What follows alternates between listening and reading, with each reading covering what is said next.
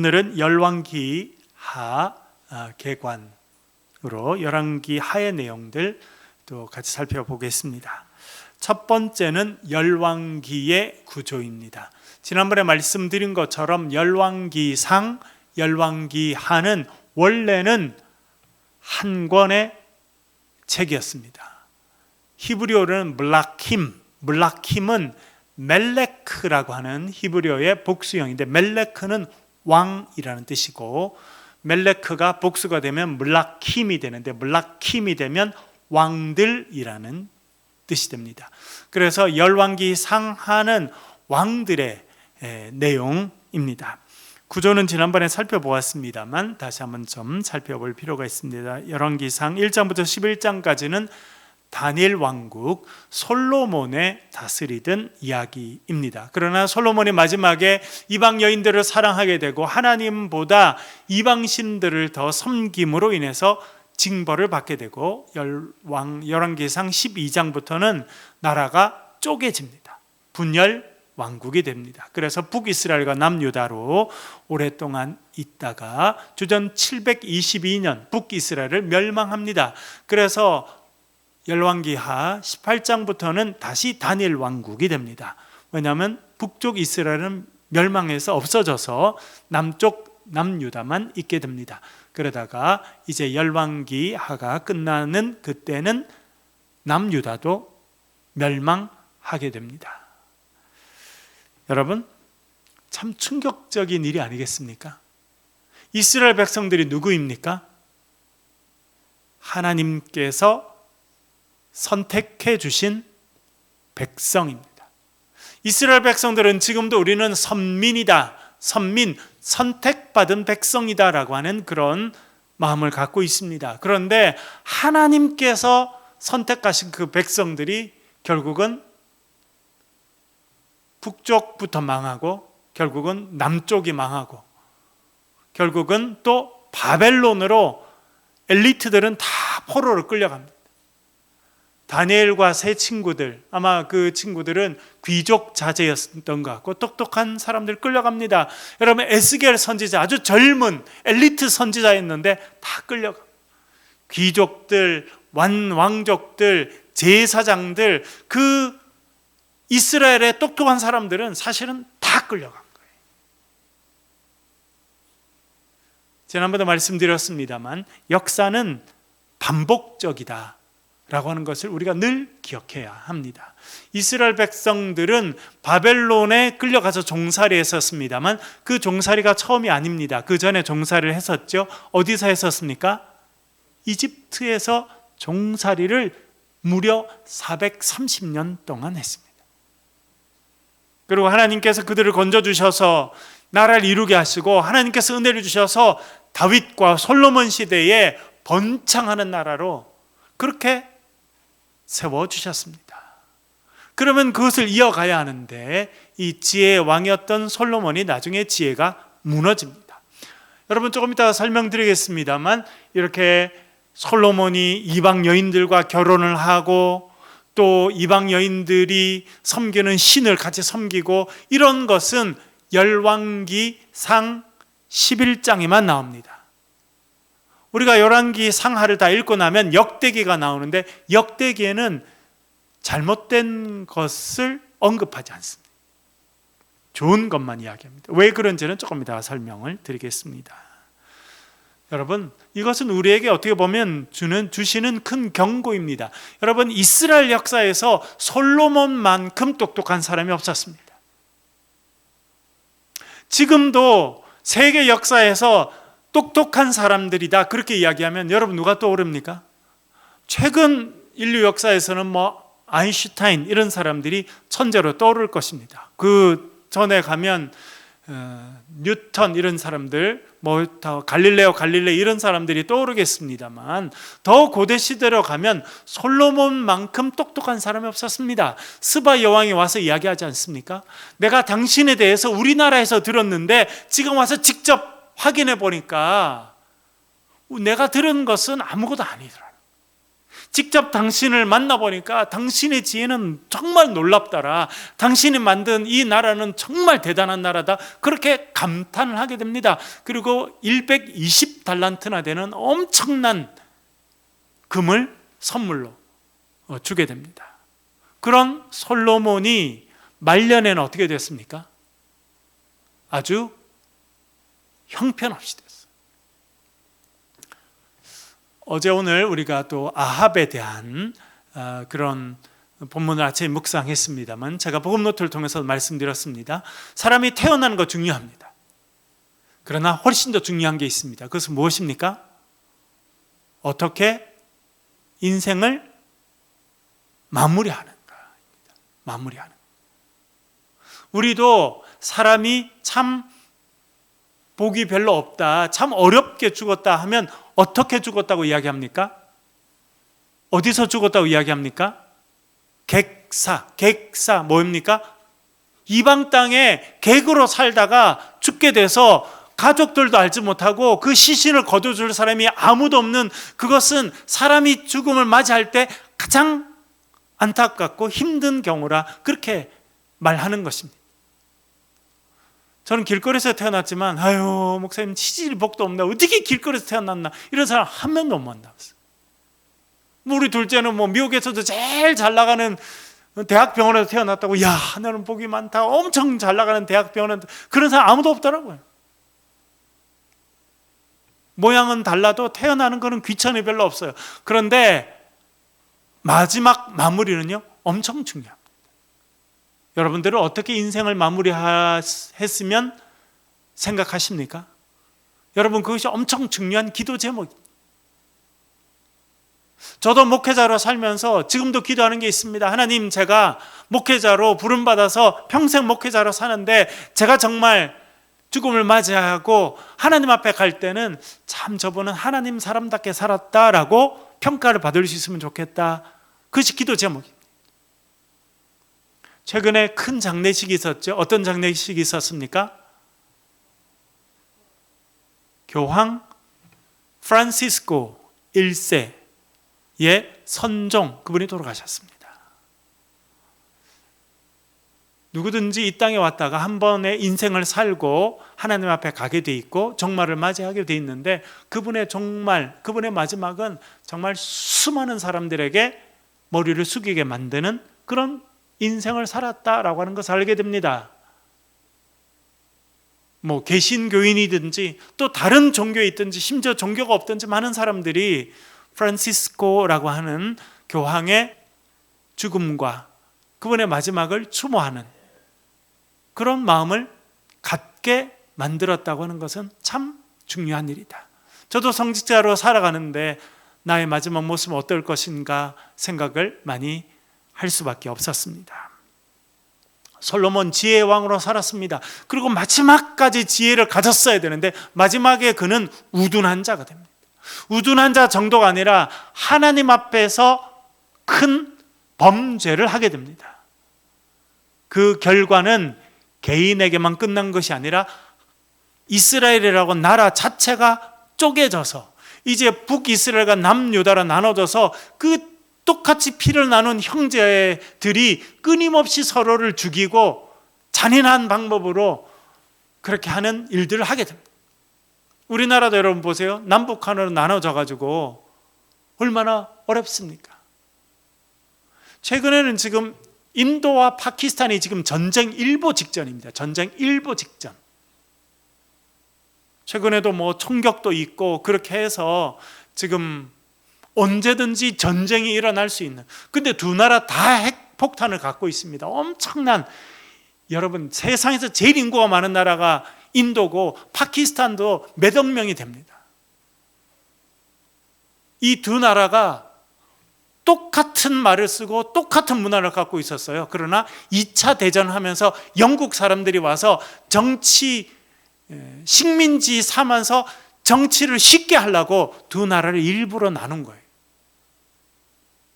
똑같은 사람들이었어요. 종교도 똑같았습니다. 민족 똑같았어요. 그러나 영국 사람들이 와서 식민 통치를 쉽게 하려고 다른 종교를 막 이렇게 집어넣고 이간질해서 결국 두 나라가 돼서 원수로 만드는 거예요.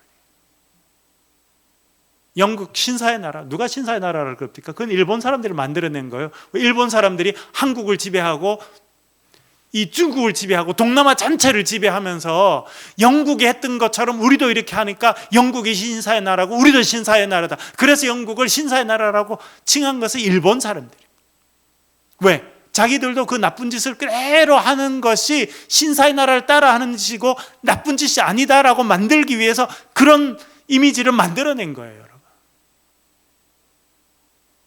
영국이 무슨 신사의 나라입니까? 중국 와가지고 아편 안 판다고 사람들 군함을 갖고 와서 사람들 죽여버렸잖아요. 정신을 파괴하고 육체를 파괴하는 아편을 사지 않는다고 엄청난 아편을 갖다 주고 자기들은 차와 비단과 그런 걸 다 빼간 나라가 영국이잖아요, 여러분. 그것도 참 나쁜 일인데 사람들을 이간질해서 한 나라를 두 나라로 만들고 두 나라로 만들어진 사람들이 서로 피를 흘리는 처참한 전쟁을 하는 것이 인류 역사에서 가장 가슴 아픈 일이고 있어서는 안 될 일입니다. 그런데 솔로몬의 범죄의 결과는 한 사람의 죽음으로 끝나지 않게 되고 한 나라였던 나라가 두 나라로 나눠지게 되고 이제 피 터지는 전쟁을 수백 년 동안 해가는 그 결과로 이어지게 됐다는 거예요. 여러분들이 한 가정의 엄마로 아빠로 살아가는 것 중요합니다. 여러분들이 속해 있는 공동체가 어떤 일들을 하는지 여러분 늘 기억하고 살아가야 돼요. 하나님 기뻐하시는 것은 나누는 것이 아닙니다. 싸우는 것이 아닙니다. 싸우는 사람들 화해시키는 것이고 나눠져 있던 사람들 하나 되게 하는 것이고 눈물 흘리는 사람들의 눈물을 닦아주는 일, 그 일을 하나님께서 기뻐하시는 일이에요. 그런 의미에서 우리는 늘 깨어서 기도하고 분별력을 가져야 되는 사람들로 살아가야 할 줄로 믿습니다. 나 하나 잘 되면 되지 뭐. 제가 사실 어제 이렇게 아침에도 거기가 불이 막 나고 그랬거든요. 그래서 아침에 말씀을 묵상하고 이렇게 밖에 나와서 좀 근심을 얼굴로 보고 사진도 찍고 그랬는데 조금 있으니까 학생들이 이렇게 왔더라고요. 아이들이. 그랬더니 그 아이들 한 4명 이렇게 왔는데 자전거를 타고 뭐 보니까 초등학교 한 2, 3학년 이쯤 돼 보이던데 애들이 보고 불 났다 뭐 이러면서 막 이러는 거예요. 그래서 애들이 뭐 아니 나만 괜찮으면 되지 뭐. 그 중에 하나가 그러는 거예요. 우리 멀리 있다 이거예요, 저기. 그래서 그거를 2번이나 하길래 내가 그래서 야 너만 괜찮으면 괜찮아? 그랬더니 쳐다보더라고요. 저기 산 밑에 있는 분들은 어려움을 당하고 우리는 멀리 있으니까 불이 안 오니까 괜찮아? 나만 괜찮으면 괜찮은 거야? 그랬더니 아무 말 안 하더라고요. 물론 뭐 저희들도 어릴 때 그렇게 말하고 지냈고 또 그런 뭐 생각들이 없지는 않죠, 여러분. 그러나 그런 건 하나님 기뻐하시지 않는 거예요.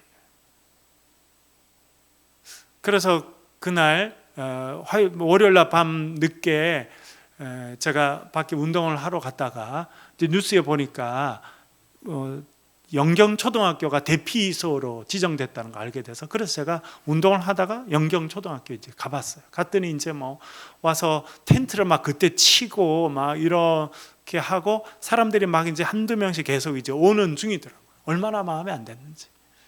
그래서 무슨 도울 일이 있을까 하고 제가 사실은 가봤는데 그나마 참 다행한 것은 물 그리고 뭐 담요 또 이런 음식들 이런 거를 많이 준비해 놨더라고요. 그래서 특별히 도울 게 없겠구나.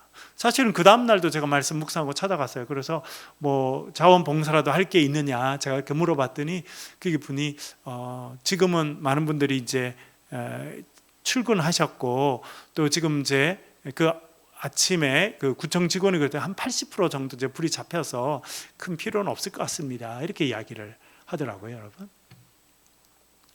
멀리 있더라도 누군가 고통을 당하는 사람은 우리가 손을 내밀어야 될 사람인 거예요. 우리 지난주에 저희들 의성에 있는 교회에 가서 선물을 전달하고 왔습니다.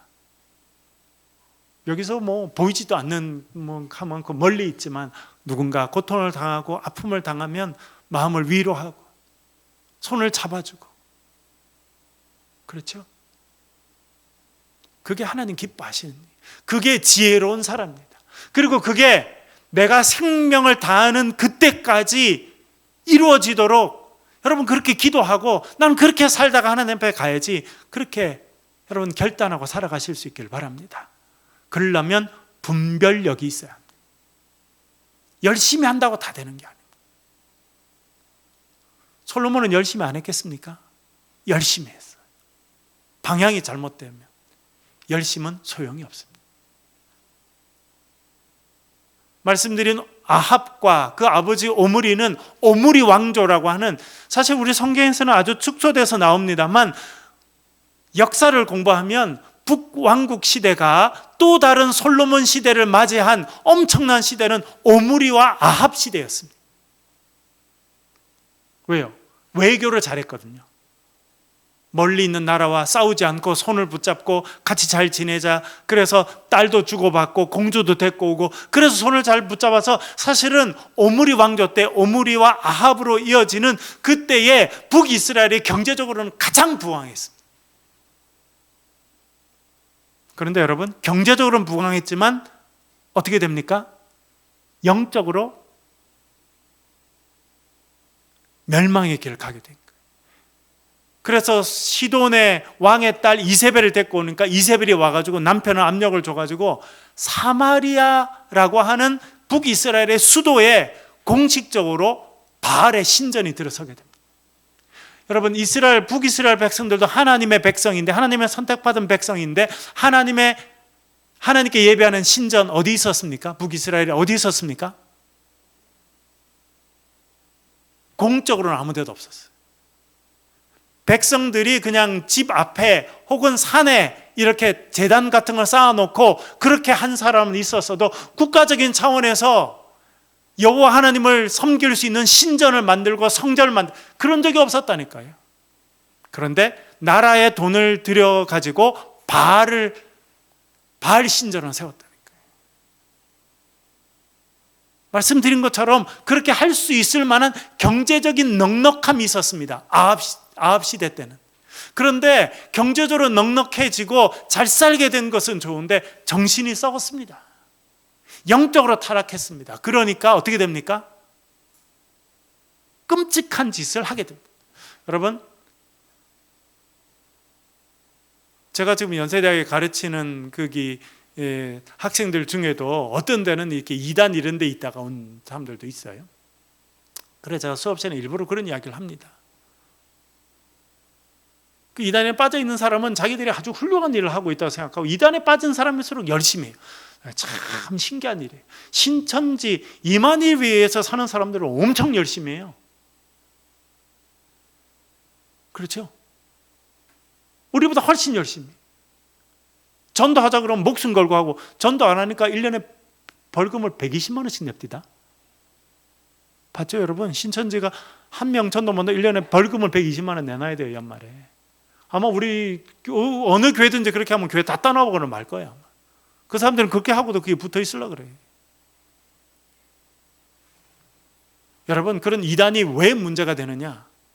열심히 있죠. 자기들끼리는 너무 분위기가 좋대요. 그래서 빠져나오지 못하는 거예요. 근데 결과가 어떻게 됩니까? 세월호 같은 걸 만들어내는 거예요. 윤리의식이 사라지는 겁니다. 경제적으로는 부강해지고 우리들끼리 잘 먹고 잘 살자 해서 사업도 벌리고, 그래서 그 안에 있는 사람들은 잘 먹고 잘 살지만 윤리의식이 없어지니까 나라를 망하는 길로 이끌어가게 된다는 거예요.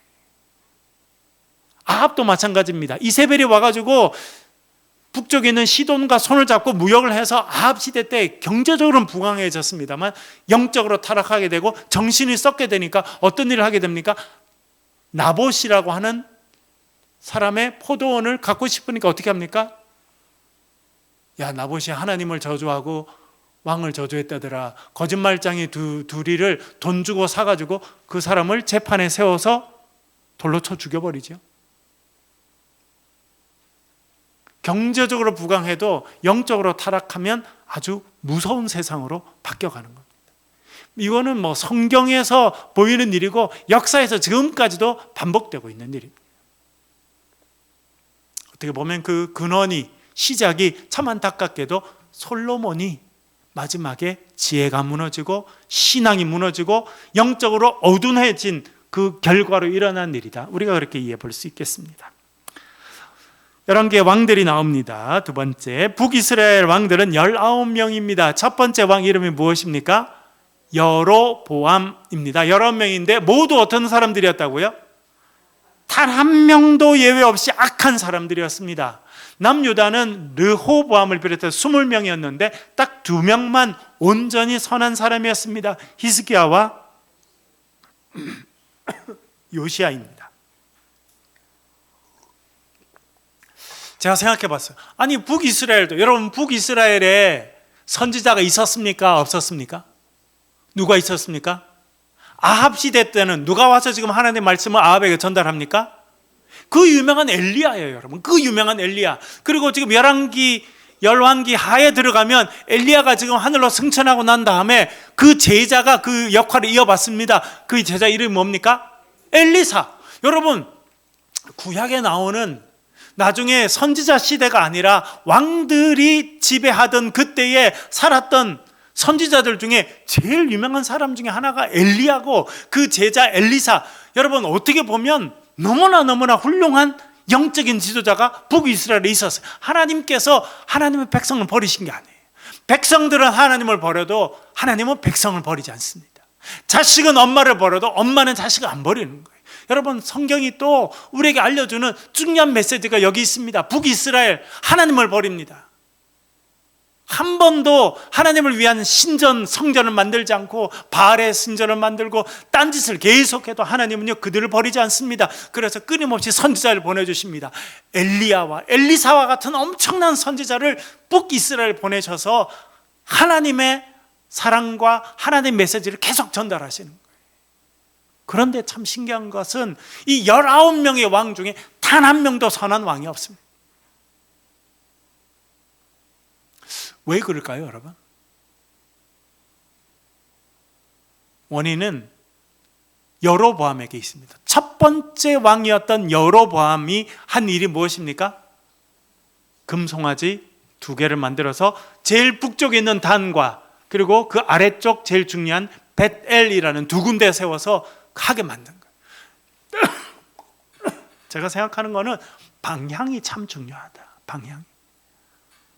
한 가정도 마찬가지고 한 나라도 마찬가지고 달려갈 방향을 어떻게 정하느냐 너무 중요하다. 방향을 정하는 사람이 누구입니까? 지도자이기도 하고 처음에 시작한 사람들. 여로보암이 우상 숭배하는 방향으로 딱 방향을 정하니까 19명의 왕들이 세워놔도 단 한 명도 그 방향에서 벗어난 사람이 없습니다. 평가의 기준을 보겠습니다. 그러면 선한 왕과 악한 왕을 어떻게 평가하느냐? 평가 기준 너무 중요하죠. 여러분, 이것은 우리에게도 적용됩니다. 똑같이. 첫 번째는 여로보암의 죄라고 하는 것인데요. 금송아지를 만들어서 백성들을 타락의 길로 이끌어간 지도자가 첫 번째 왕이 돼서, 그래서 그 나머지 18명의 왕은 전부 다 악한 왕이 됩니다. 열왕기상 12장 28절부터 30절까지 같이 보겠습니다. 같이 읽겠습니다. 시작. 이에 계획하고 2 금송아지를 만들고 무리에게 말하기를 너희가 다시는 예루살렘에 올라갈 것이 없도다. 이스라엘아, 이는 너희를 애굽 땅에서 인도하여 올린 너희의 신들이라 하고, 하나는 베델에 두고 하나는 단에 둔지라. 이 일이 죄가 되었나니 이는 단에까지 가서 그 하나에게 경배함이더라. 아멘. 이스라엘 백성들이 금송아지를 만든 것은 이번이 처음이 아니었습니다. 언제 또 만들었습니까? 출애굽해서 시내산. 여러분, 시내산이 어떤 산입니까? 하나님의 산, 시내산입니다. 하나님께서 친히 임재하시는 산이 시내산인데, 이스라엘 백성들은 금송아지를 어디서 만들었습니까? 시내산 바로 아래서 만들었어요. 어디 저 멀리 애굽에 가서 금송아지를 만든 게 아니고 하나님의 산인 시내산 바로 아래에서 금송아지를 만들었습니다.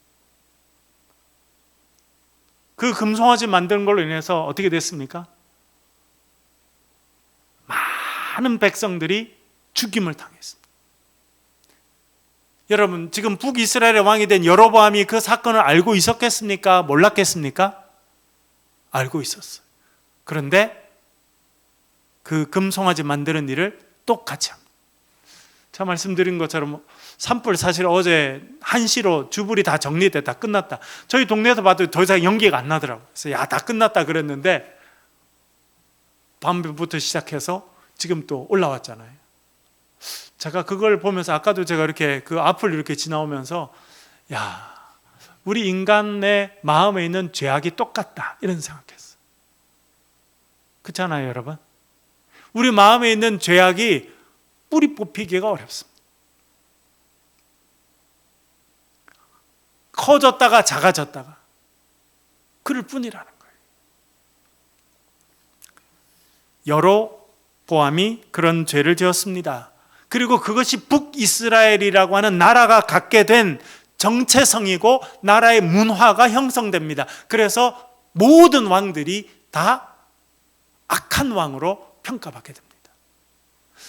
여러분, 여기서 중요한 걸 하나 알게 되겠는데요, 그걸 다시 한번 여기 읽어볼게요. 여로보암의 길을 행하였다. 두 번째 그렇게 제목을 넣어놨죠.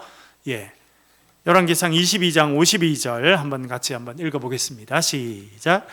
그가 여호와 앞에서 악을 행하여 그의 아버지의 길과 그의 어머니의 길과 이스라엘에게 범죄하게 한 느밧의 아들 여로보암의 길로 행하며, 아멘. 반복되는 것이 있습니다. 그 사람에 대한 평가를 할 때 뭐라고 성경이 평가하냐면 느밧의 아들 여로보암의 길로 걸어갔다. 여로보암이 누구입니까? 북이스라엘의 첫 번째 왕입니다. 그래서 첫 번째 사람이기 때문에 그 사람이 하는 것이 기준이 됩니다. 그래서 그 이후에 모든 왕들 가운데 부정적으로 평가받는 사람들은 어떻게 평가받느냐? 여로보암의 길을 걸어갔다는 것입니다. 여로보암이 한 일은 무엇입니까? 금송아지를 세워서 우상 숭배를 한 그 일을 해갔다는 것입니다. 특별히 이 말씀은 아합, 이세벨의 남편 아합의 아들인 아하시아에 대해서 한 말이었는데요, 뭐라 그러냐면 그가 여호와 앞에서 악을 행하여 그의 아버지의 길과 그의 어머니의 길과 이스라엘에게 범죄하게 한 느밧의 아들 여로보암의 길로 행하였다. 이 사람은 최악인 거죠. 최악. 그렇죠? 여로보암의 길만 걸어가도 참 이건 정말 지옥에서도 제일 밑바닥에 갈 만한데 지금 누구 길까지 따라갔다는 거예요? 아버지 누굽니까? 아합. 어머니는요? 이세벨. 성경이 말하죠, 그 전 왕들보다 가장 악한 왕이 누구였다고 말합니까? 아합이라고 그렇게 말하죠. 그리고 아합은 여러분 성경 지금 열왕기상 제일 마지막에 보니까 엘리야를 만나잖아요. 아합은 엘리야를 만나서 엘리야가 한마디 하면 겁을 먹습니까? 안 먹습니까? 겁을 먹습니다. 왜? 그래도 여호와 하나님이 계시다는 생각은 늘 하고 있었던 거예요. 그런데 이세벨은 아예 그런 마음이 없습니다. 아예. 그래서 엘리야를 만나면 죽여버려야지 이런 생각밖에 없습니다. 엘리야가 무슨 말 해도 두려움, 왜? 하나님, 여호와 하나님에 대한 생각 자체가 없기 때문에 뭐 하나님의 사람이 오든 누가 오든 신경을 안 쓰는 거예요. 그런데 이 아하시아라고 하는 사람은 태어나 보니까 아버지가 아합이네, 엄마가 이세벨이네. 그래서 그런 환경 가운데 자랐더니 어떻게 된 거예요?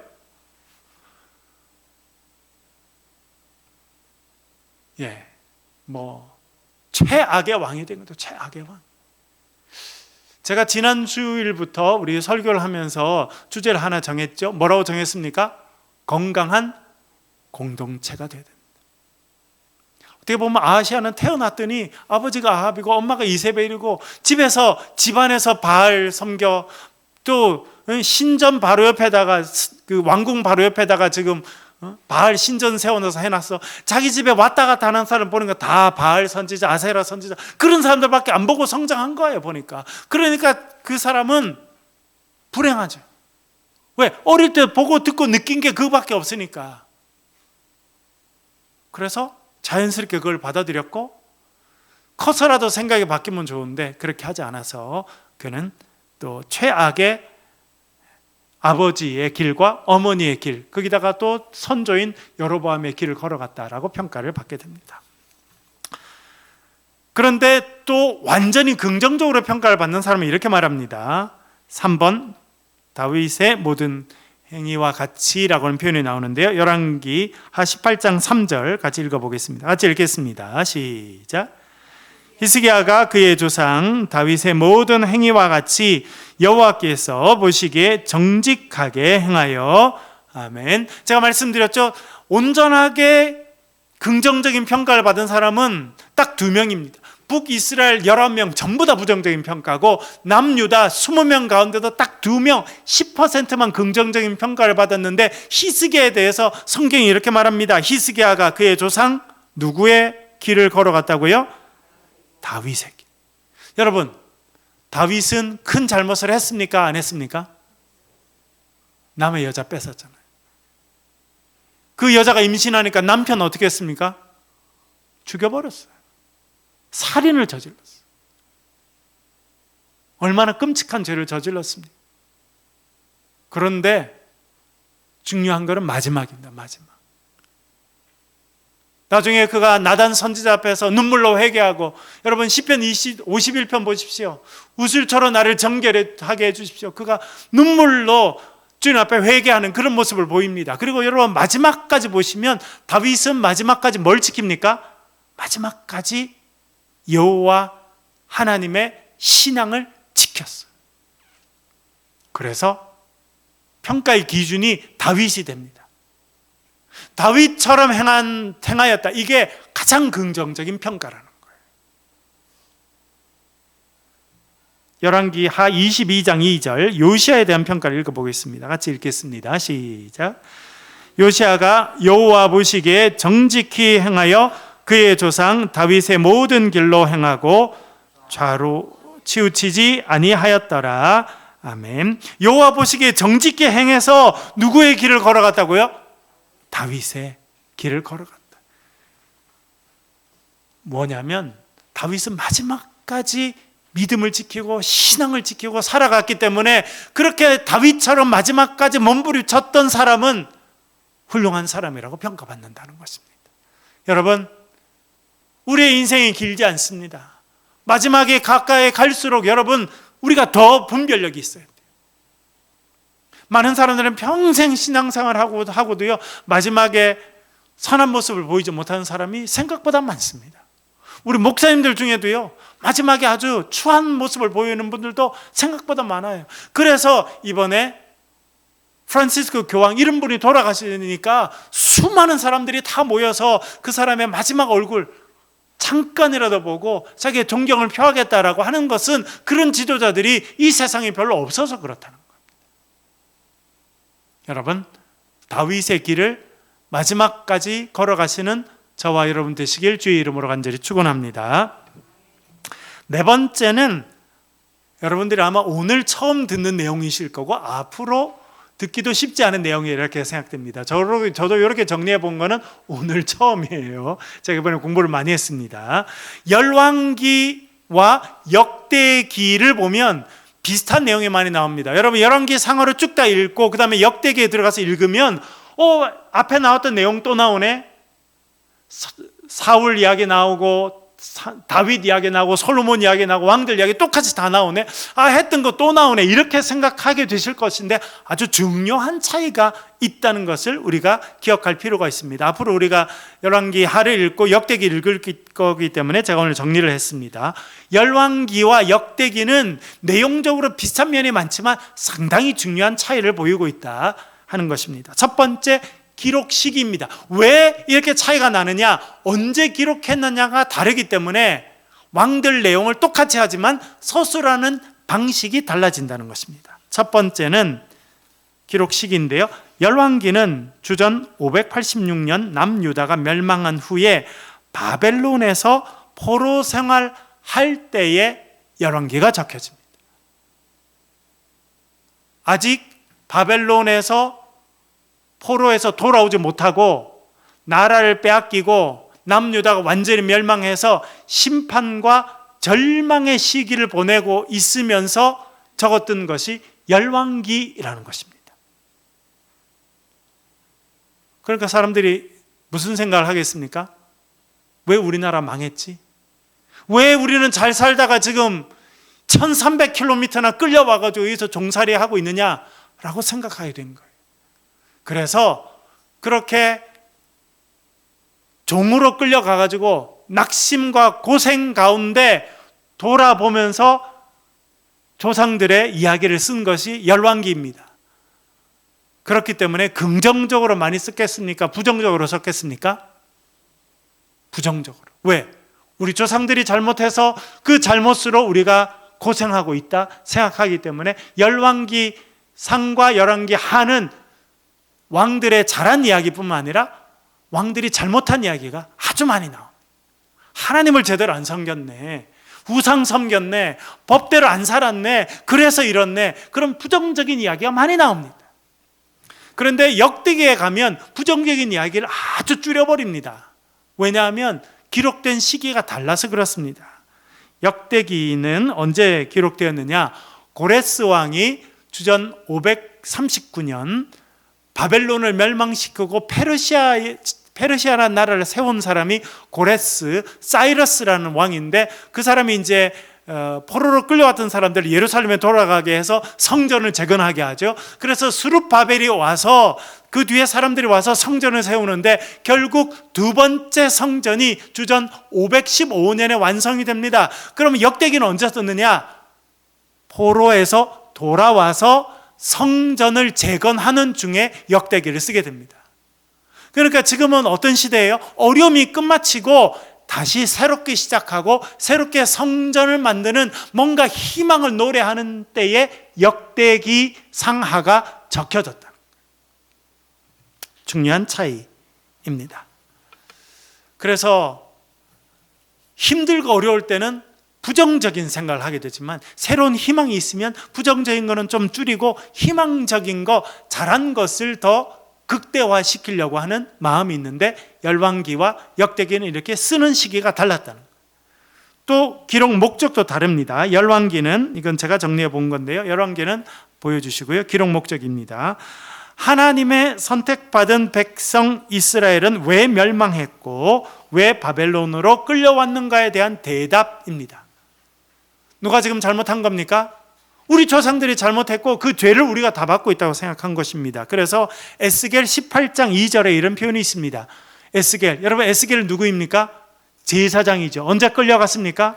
남유다가 멸망할 때 엘리트 제사장이었던 에스겔도 지금 바벨론으로 끌려가서 바벨론에서 종살이하는 백성들과 같이 살아가는 에스겔이 바벨론에 끌려온 사람들이 날마다 모이면 하는 말들을 소개해놨습니다. 그 18장 2절에 있습니다. 읽어보겠습니다.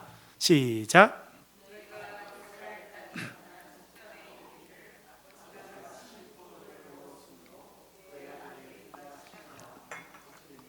아멘. 뭐랍니까? 속담이 있는데 이 사람들이 이제 속담처럼 늘 말하는 거예요. 뭐예요? 아버지가 신포도를 먹으면 그의 아들이 이가시다. 우리 옛날에 어머니들이 주로 쓰는 말이 뭐예요? 남편 복 없는 여자는 똑같은 거예요. 이런 말. 늘 했던 말인 거죠. 아버지가 신포도를 여러분 여러분 익은 포도를 시장에 사 드시지만 실제로 집에서 키우면 익기 전에 포도를 먹으면 어떻게 해요? 엄청 시죠. 그렇게 신포도를 누가 먹었다는 겁니까? 아버지가 먹었어요. 그런데 이빨은 누구 이빨이 시다는 겁니까? 무슨 뜻일까요? 아들이 생각한 거. 야, 나는 왜 이렇게 이빨이 안 좋지? 입이 왜 이렇게 시지? 누가 뭘 먹었기 때문에요? 우리 아버지가 신포도주를 먹. 무슨 뜻입니까? 우리 조상들이 죄를 지었다는 거예요. 우리 조상들이 죄를 짓고 우상을 섬기고 바알을 섬기고 그런 나쁜 짓을 해서 지금 고생은 누가 한다? 바벨론에 끌려온 우리들이 고생이다라고 하는 말이라는 거예요. 이게 에스겔이 지금 바벨론에서 모인 사람들이 늘 하는 말들을 지금 소개해주고 있는 것입니다. 너희들이 그렇게 해서 우리는 잘못이 없는데 조상만 잘못이다, 그렇게 조상 탓하면 안 된다라고 지금 에스겔은 말하고 있습니다만, 바벨론에 끌려가서 고생한 사람들은 왜 우리가 이렇게 고생이냐? 다 조상들이 우상 숭배했기 때문이다라고 했다는 것입니다. 왜 우리는 하나님의 백성, 선택받은 백성에 대한 망해서 끌려와서 이렇게 종살이하고 있느냐? 그에 대한 대답으로 쓴 것이 열왕기 상하입니다. 그래서 왕들의 잘못과 우상 숭배와 이런 것들이 아주 더 많이 소개되어 있습니다. 역대기에 비해서는. 그런데 역대기는 언제 썼느냐면 말씀드렸죠. 이제 그 포로 생활이 끝마치고 집으로 돌아왔어요. 예루살렘에 와서 다시 집을 짓기 시작하고 다시 성전을 세워가고 야 이제 다시 역사를 만들어 보자 할 때 적혀졌다는 거예요. 역대기는 언제 적혔냐면 우리의 과거는 어떠했으며 앞으로 어떤 나라를 세워갈 것인가. 이제 포로 생활이 끝났습니다. 고향으로 돌아와서 왔더니 예루살렘 성벽은 무너지고 느헤미야 보세요 여러분. 그렇죠? 다 불타고 백성들은 절망 가운데 있는데 왜 우리가 이렇게 끌려갔어야 했느냐? 우리 조상들 잘못한 게 맞네. 그래도 새로운 나라를 세워가려고 그러면 야 우리 조상들 다 엉망이었다 하면 새로운 나라를 세워가지 못하는 거예요. 그래서 그 중에 그래도 우리나라에 이순신이라는 사람이 있었고 세종대왕이라는 사람이 있었고 이렇게 긍정적인 것들을 좀 더 부각해내야 이 사람들이 무너졌던 자존심이 다시 회복돼서 다음 세대로 나아갈 수 있는 거예요. 그래서 그때 적혀진 것이 역대기이기 때문에 역대기는 열왕기 상하에 비해서 부정적인 모습이 별로 없습니다. 아까 말씀드린 것처럼 솔로몬이 이방 여자를 사랑했다더라. 그래서 뭐 신전 이런 내용은 역대기에는 아예 안 나옵니다. 솔로몬은 최고로 지혜로웠던 사람으로 살다가 죽은 걸로 정리가 돼 있어야 되는 거예요. 그래서 그런 의미에서 열왕기 상하와 역대기 상하는 이제 방향이 다르고 내용도 없던 걸 넣은 건 아닙니다만 부정적인 걸 축소시켰다는 거예요. 재밌는 거는 징벌의 연기와 즉각적인 심판에 대한 이야기도 좀 다릅니다. 열왕기는 하나님께서 징벌하시는 것을 연기하셨다. 그래서 솔로몬이 잘못했으면 솔로몬 때 치는 게 아니라 언제 나라가 망합니까? 솔로몬이 죽은 다음에 그 다음에 여로보암이 두 마리 금송아지를 만들었습니다. 그러면 하나님께서 누굴 치셔야 됩니까? 바로 여로보암을 바로 치셔야 됩니다. 물론 여로보암의 아들이 나답이 왕이 되자마자 또 살해당하고 그 집안이 멸문지화가 되고 뭐 그렇게 계속 합니다만 결국은 두 마리의 금송아지를 만든 그 결과는 몇백 년 뒤에 주전 722년에 북이스라엘이 멸망한 그때 결국은 온전한 징계가 이루어졌다라고 하는 것이 열왕기 상하의 생각입니다. 우리의 삶은 조상들의 잘못한 것의 징벌의 결과다라고 생각하는 거예요.